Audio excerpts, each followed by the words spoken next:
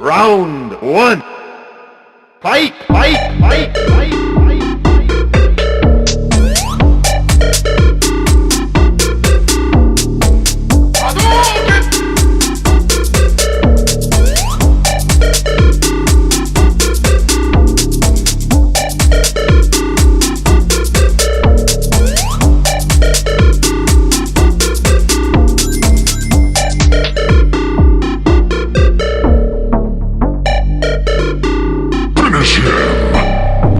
And welcome to the Chip Podcast number 1, the monthly guide to all that's happening in the games industry. I am your host Ross, and I'm joined by Robin. Hello. Let's get things started with the news. The original cast of classic sci-fi horror film Alien are getting back together for the up-and-coming video game Alien Isolation. For the first time in 17 years, Sigourney Weaver will once again play the part of Ellen Ripley, as well as most of the original cast, but as a pre-order DLC bonus. In the Crew Expendable missions, players can play Ripley, Dallas or Parker moments after Brett's death, working to flush the alien from the Nostromo. If you order from GameStop or other retailers in the UK, probably Game or Amazon, you'll get the last Survivor mission, playing as Ripley during the film's conclusion. Now, it all sounds pretty good to me, especially given the involvement of the original cast, and I'm sure that's going to entice a lot more pre-orders than what it was going to get. There's an estimated 100 employees have reportedly left Homefront, the Revolution studio, Crytek UK. Sources suggest that 100 people have stopped working in the game, although it's unclear how many staff have actually left permanently. It's believed that staff who've yet to be paid in full handed in formal grievance letters and went up the road. Crytek UK is said to be involved in negotiations with Deep Silver over a possible takeover. I hope they get it all resolved there. The Destiny beta has been announced by Activision and Bungie, and that will be released on July the 17th for all players who own a PlayStation 4 or PlayStation 3. Xbox One and Xbox 360 users will be able to sign in to the beta on July 23rd. The beta will stop running July 27th, but will be offline on the 21st and 22nd for maintenance. Destiny, one of the biggest games of the year, of course, is set to be available on September 9th on all the 4 platforms that I've mentioned.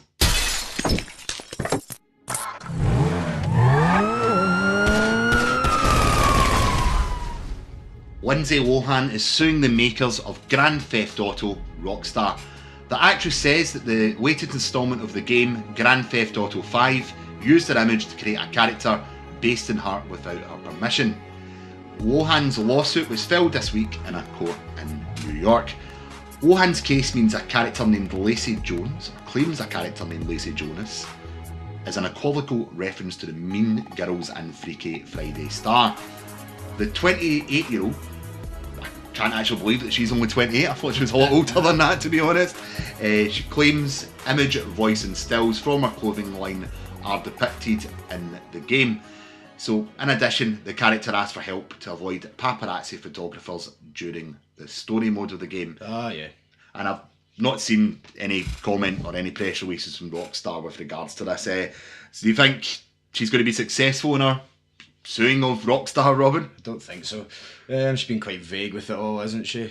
Of course, we wouldn't know enough about her to know if that was a character in the GTA franchise. I mean, nothing I saw pointed to her in there. I thought overall it was a mimic of the entire area and industry, not just Lindsay Lohan. I don't know enough about Lindsay Lohan to say that there was a character in the game that was her. Yeah, it was a stereotype, wasn't it? Exactly, it was a stereotype character, I believe. A fun character as well. I quite enjoyed the stories and the avoiding the paparazzi photographer mission. Anyway, let's move on from Lindsay Lohan. What's up next? The game charts. Yeah, we can move on to the game charts. So there's not been many new releases, but a lack in new releases doesn't mean a lack of movement in the latest UK sales charts, as the PlayStation 4 has taken the lead again. With no new releases of note in the last couple of weeks, there's no new entry in either top 40, allowing Sniper Elite 3 to hang on to its number 1 spot with only a 32% drop in sales, which I understand is pretty good after the original release date sales for a drop. Although the All Formats chart suggests very little movement in the individual formats chart, shows PlayStation formats strengthening their grip, with Sniper Elite 3 on its PlayStation 4 now 7 places ahead of the Xbox One version. The disparity between Watch Dogs is even greater, with the PlayStation 4 version at number 2, but the Xbox One version languishing back at number 19. That's an indication of not just how many more PlayStation 4 consoles there are in the UK, but of Sony's support to the new franchise with the hardware bundles and exclusive contents, and the fact that it's PlayStation 4 comes up at the end of the Ubisoft advert, isn't it? Yeah. It's available on PS4. The other main force in the charts this week is retail promotions, which account for the rise in both FIFA 14, which is went up 15%, and the 2014 World Cup Brazil game, which has went up 5%. Of course, lots of people want to play football at the moment. The World Cup going on. As we record this, it's the day before the World Cup final. So I'll spare giving you predictions in case I get it horribly wrong. Yep. So the top 5 in individual formats chart in July. Number 5 was Titanfall on Xbox One. Number 4 was Minecraft, the Xbox 360 edition. And at number 3, Minecraft, the PlayStation 3 edition. Number 2 was Watch Dogs on PS4. And as I stated, Sniper Elite at number 1 on PS4. The overall game charts across all platforms was number 5, Wolfenstein: The New Order. Number 4, Titanfall. Number 3, FIFA 14. Number 2, Watch Dogs. And number 1, Sniper Elite 3. I haven't actually had the chance to catch Sniper Elite 3 or have a shot at it. I'm sure I will in the coming weeks and let you know what's going on. Now, there is some big releases coming up, not as much as what they're going to be in October, which seems to have every big game that's coming out due to come out in October anyway. But on July 25th, we'll be expecting Forza 5 Motorsport Game of the Year Edition. And the same date, the Walking Dead Game of the Year Edition on PS4 and Xbox One. The Last of Us Remastered will be out on August 1st on PS4. Ultra Street Fighter 4 is coming out on 360 and PS3 on the 8th of August. And Diablo 3 Ultimate Evo Edition on all the major platforms on August 19th. Plants vs Zombies Garden Warfare is coming out on PS3, Vita and PS4 on the 22nd of August. Of course, been an Xbox exclusive so far. And Madden NFL 15, which I do like every year, I have to admit, is coming out on all the major platforms on the 29th of August. Metro Redux is August 29th. And the Minecraft PlayStation 4, PS Vita and Xbox One editions will be arriving sometime in August. And of course, we'll keep you updated with all the future releases on our Twitter, which the handle is letter U have been chipped. So everything will be there. Also, maybe want to get some comments, so feel free to hashtag you have been chipped. Any comments you've got, we'll maybe look into them in the next podcast. We could do that, couldn't we? Definitely. This is our first attempt at this. So any feedback is most welcome, as well as if you've got any questions to put to myself or Robin, or just want to put your views out there on the podcast, then just let us know at the letter U have been chipped.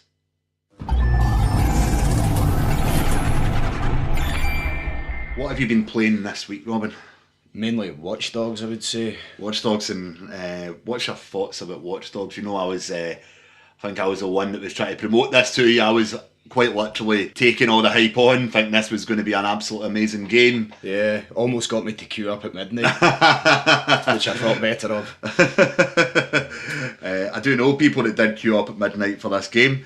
So yourself included, I believe. So what's your thoughts on the game overall anyway? If you've been playing it this week, you must still like it. A bit disappointed, if I'm honest. Yeah? Yeah, it might just be a hype thing, PR, you know, the usual big hype about a game. You get quite excited about it. It's just been slightly disappointing for me. I'm not taking anything away from it. It's a really well-made game, as Ubisoft games always are. Presented. Yeah. The presentation for Ubisoft is always absolutely amazing. You can never take that away from them. Yeah, that's probably a better word. So what's the flaw in it? Why is it not as good as what you thought it would be? I don't know. It's probably just the small things, Ross, to be honest. You know, the likes of... it's meant to be a free roam game. Yeah. But for me, it's missing the fundamental parts of free roam, like being able to properly customize your character with I know it's stupid, but you know, your clothes, the way your character looks. So of course it'd be unlikely that you'd ever have two people's characters that look the same. Whereas all they've done is basically basic colour changes, you know, so you can change the colour of your outfit. Can't actually change what the character wears. Also things like a safe house, you know, for example, that you have throughout the game. I know you've got the spoiler alert, but the bunker. Yes. So, but it's not really a customizable safe house, so to speak. It's just part of the story mode. Yeah, there isn't a lot of customised options in it, I would say. I think I've had I bought an outfit that I liked and I think I've stuck with it. Yeah. I totally get that.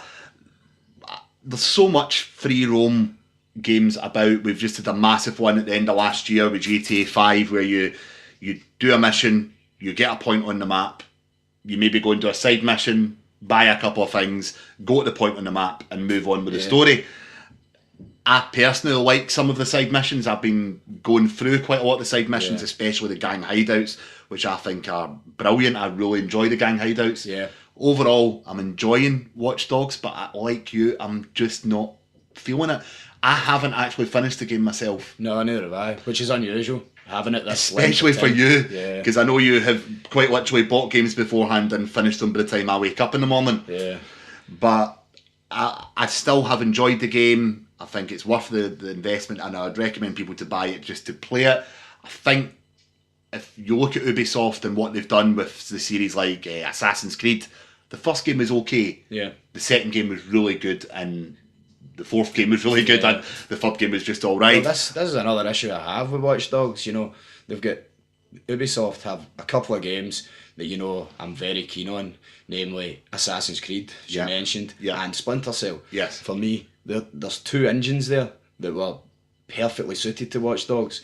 You know, the free running aspect of Assassin's Creed, the free running aspect of Watch Dogs for me wasn't great. You know, just the did you run to a wall and then just stop? Yeah, I've done that many a time. You know, whereas you would in Assassin's Creed, if you were holding the right trigger, it meant you would then scale that wall. Exactly. Found that quite annoying. And then also talking about Splinter Cell, the use of light and shadow, which didn't really come into Watch Dogs when you were being stealthy, you know, which I think would have been a good add-on to that game again, which again was there for them to use. You know, it's they've got that blueprint down. And again, they've got insta-fail, something which annoys me in Assassin's Creed, but I want to be able to play the game. I want to play it.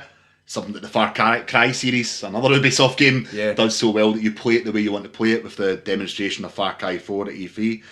But when I'm moving stealthily through an area and someone sees me, that's just the end of the mission. There's no way about it. Well, the Splinter Cell franchise, the first games, if I remember, had a lot of that in it. Yeah. And then Ubisoft gradually took it out and made the missions more free to do as you want. So they've obviously taken on like the consumer's advice, you know, and taking the feedback from the Splinter Cell franchise, and they've taken a lot of that out of the Splinter Cell franchise, and then they throw it back into Watch Dogs, which you're saying has annoyed you. I want to do it the way I want to do it. The original demo at E3 2012 seemed to indicate that this was a free roam world where, using electronic devices, you could do what you wanted to do to complete the game. I don't think it's fulfilled that promise, and that's with the graphics arguments that you read online and blogs and through the media. Put that aside, the actual game itself I don't feel has lived up. Although, in fairness, they haven't hidden the game behind anything. They've been shown so many videos over the 6 months before release to show what you can and can't do. But insta-fails for me just ruined it for me. Right.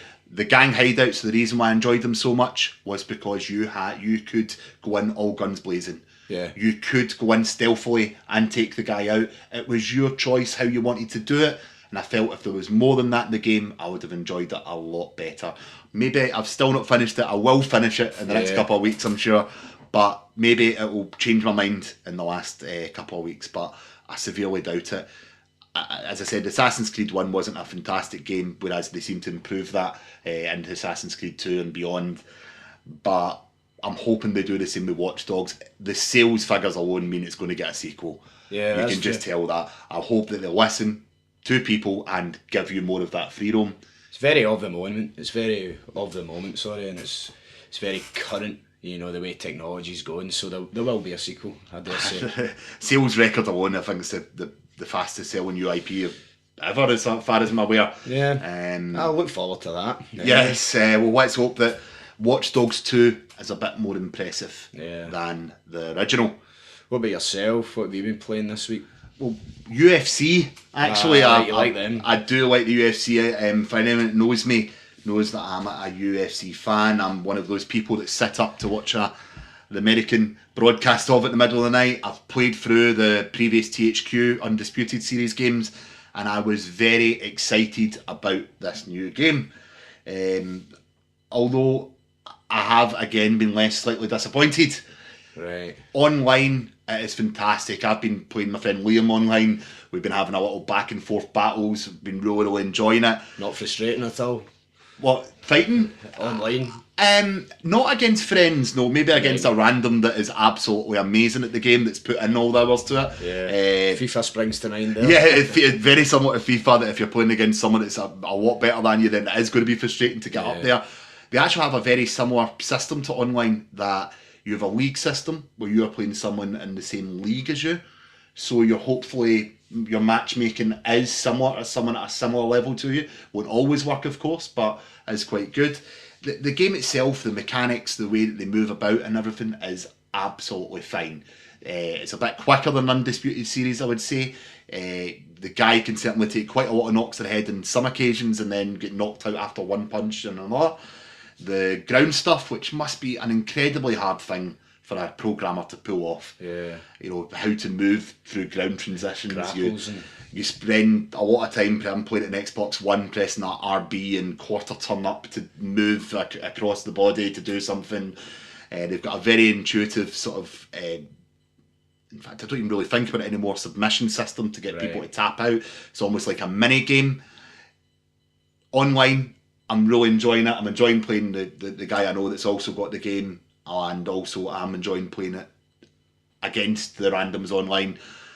Overall, the single player for me is where it's at its absolute weakest. Right, has it got a career mode where you can build your own player? Yeah, so you use GameFace. EA Sports, of course, have their GameFace technology where it takes pictures of you and puts you in the game, and that is quite good. The character does look quite a lot like me. Anyone who knows me as well knows that I'll be going down as a heavyweight in the game. And the character does look like me, but when I'm taking him through, you start off in the Ultimate Fighter TV series for all you UFC fans, which I was excited about, fighting through to get a contract with the UFC. You then start playing computer-generated characters, not generally real fighters as well, through multiple fights with short, forgettable training sequences in between. You're then allocated points to upgrade your character to make them good. My issue with this is I didn't play it in the easy setting before, medium to medium high. I can't remember the exact description of what I selected, but I maxed out my character before I'd won the title. Right. I had a perfect, I could not go any better than what I was by the time I won the title. So the progression for you was a bit quick? A bit too quick, yeah. I found it very difficult in the early stages. I was learning the game. I then clicked and picked it up. Once I'd won that title and done a super fight against another weight division, I felt as if there was nowhere else to go, and I immediately turned back to online. The chances are that I will never pick up that single player again. Right. I will never play that again. At least you've got the ongoing online mode, which most games do now. You know? Yeah, but when I get to the top of that and I'm bored fighting my friends and bored fighting people online, it's going to be a trade-in for me. Yeah. I don't think it's a keeper. I don't think they're going to be able to release DLC. And again, I think this is the first in the series, so it shows good promise moving forward. But please look at your single player for any future sequels. And again, I think it's sold well enough for there to be sequels, but hopefully they look at that single player. Undisputed 3 had it absolutely perfect, and I hope they take a good look at that, play through it, and take a lot of that through, because that would have worked well in this game. So what's your take? You think probably worth a buy for a UFC fan? If you're not a fan of the UFC, possibly avoid. Yeah, you could give it a miss. It's a stand-up fighting game. It's not a button basher. It takes a lot of time and effort to learn the moves. But if you're willing to put that time in, get it. I would possibly say it's maybe a renter. If you're one of these monthly rental schemes, you could potentially rent that game, have a good fun month with it. You're not that financial out of pocket, and you can then send that back and get something new and keep all your rentals for October when everything goes mental. What I will say though is the visuals of the game are unbelievable, to be honest with you. It's the first title that I've had, next gen or current gen if you want to call it, that looks the part. Every bit of the presentation and the actual fighters themselves is fantastic. And there's also a large number of fighters, I think just under 100, so that you can actually get a choice of. The real-time exertion sees your fighter begin to show signs of exhaustion as the bout progresses, so he starts breathing slowly, becoming more laboured as he's getting towards that finishing blow. You also see the bruises and the cuts and everything else in absolutely fantastic detail.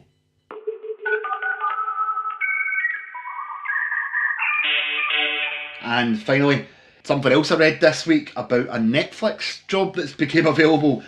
It's pretty much mine, probably yours, and I'm sure everyone else's dream job, getting paid to watch money. Or getting paid money, sorry, to get paid to watch money. There's a security guard in a bank. Getting paid money to watch TV and movies all day. So Netflix is searching for its first tagger in UK and Ireland. And that's a job that involves getting paid to watch all content that's going to be released on Netflix and tag it. So a press release explaining how taggers work.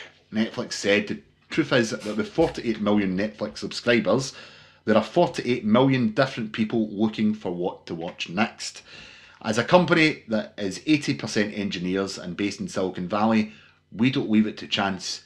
You might love critically acclaimed emotional underdog movies, whereas your gran might be keen on violent, suspenseful action and adventures from the 1980s. The new job, which is the first tagger role outside of the US, would be perfect for anyone who loves watching films and TV programmes of different genres, from different countries and in every style imaginable. An extra bonus for anyone who gets a job is to be among the first to view Netflix original series such as House of Cards and Orange is the New Black. Now, bear in mind that anyone applying for the role is expected to have either a degree in film and TV or a strong knowledge of film and TV, as well as an analytical mind. More details of the role can be found at netflix.com. Stick that up on our Twitter as well, at You Have Been Chipped. And remember, all feedback that you want to give, please send through to the Twitter, at You Have Been Chipped. We are looking to hear all your comments about the podcast and your thoughts about the games industry as a whole. And if you get any tips on how to get this Netflix job, they would be most appreciated. But anyway, I've been your host this week, Ross, and I've been joined by Robin. We wish you all the best. We hope you've had a good listen and enjoyed it. We will be looking for your feedback, and we'll catch you next month with the next podcast. Thanks. Bye. Bye.